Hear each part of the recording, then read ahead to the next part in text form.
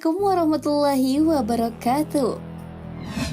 Sahabat beriman, iblis merupakan makhluk laknatullah yang akan menggoda manusia agar memilih jalan menuju neraka. Sejak baru lahir hingga manusia menuju ajal, tidak akan pernah lepas dari godaannya. Golongan ini tidak akan membiarkan Bani Adam menjalankan perintah Allah dan Rasul-Nya. Banyak manusia berpikir, jika demikian jahat iblis tersebut, mengapa Allah tidak membinasakannya saja?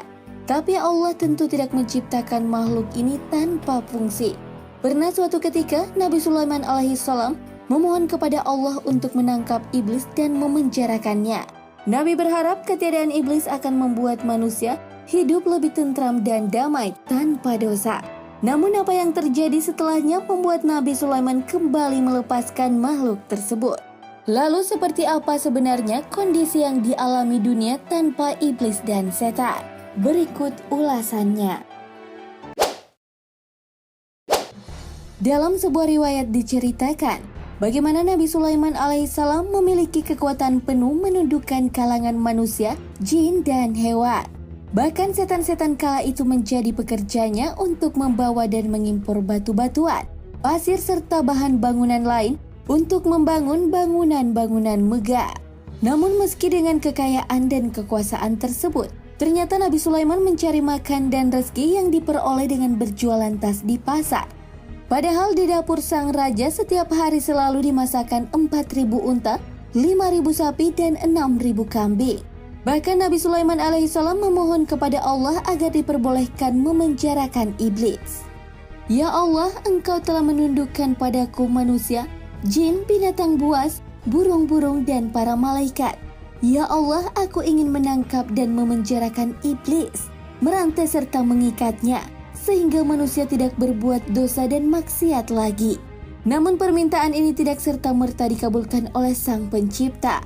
Allah Subhanahu wa Ta'ala kemudian mewahyukan kepada Nabi Sulaiman bahwa tidak ada baiknya jika iblis ditangkap atau dibinasakan. Wahai Sulaiman, tidak ada baiknya jika iblis ditangkap. Namun Nabi Sulaiman tetap memohon, Ya Allah, keberadaan makhluk terkutuk ini tidak ada kebaikan di dalamnya. Lalu Allah berfirman, jika iblis ditangkap maka banyak pekerjaan manusia yang akan ditinggalkan. Nabi Sulaiman berkata, Ya Allah, aku ingin menangkap makhluk terkutuk ini selama beberapa hari saja. Kemudian Allah mengizinkan Nabi Sulaiman untuk menangkap iblis dan memenjarakannya. Lalu apa yang terjadi sahabat beriman? Keesokan harinya Nabi Sulaiman mengutus pekerjanya untuk berjualan tas ke pasar. Namun sesampainya di pasar, ada hal yang tidak biasanya terjadi. Pasar tersebut kosong tanpa penghuni. Semua pedagang menutup dagangan mereka. Pekerjanya lalu memberitahukan hal itu kepada Nabi Sulaiman alaihissalam. Nabi Sulaiman alaihissalam bertanya, apa yang telah terjadi? Pekerjanya pun menjawab, kami tidak tahu. Pada malam itu Nabi Sulaiman tidak makan dan hanya minum air saja. Pada hari berikutnya anak buah Nabi kembali ke pasar untuk berjualan tas. Namun hal yang sama kembali terjadi. Pasar kosong dan tidak berpenghuni. Sahabat beriman, ternyata setelah dicari tahu, manusia lebih banyak memilih menutup pasar. Mereka pergi ke masjid dan menuju kuburan untuk mengingat kematian, menangis dan meratap. Mereka sibuk mempersiapkan bekal menuju ke akhirat tanpa memperdulikan lagi keindahan duniawi. Hal ini tentu membuat sang Nabi keheranan. Apa yang sedang terjadi? Pikirnya. Nabi Sulaiman lalu bertanya kepada Allah perihal ini.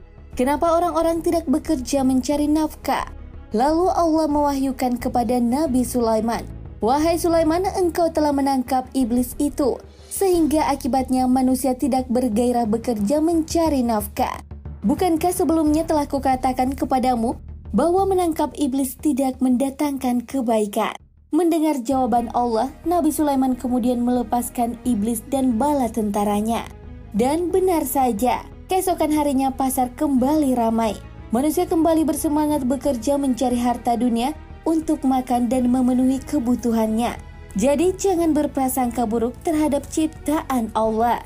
Meski kita anggap tidak berguna sekalipun, karena Allah lah yang maha tahu apa yang Dia ciptakan.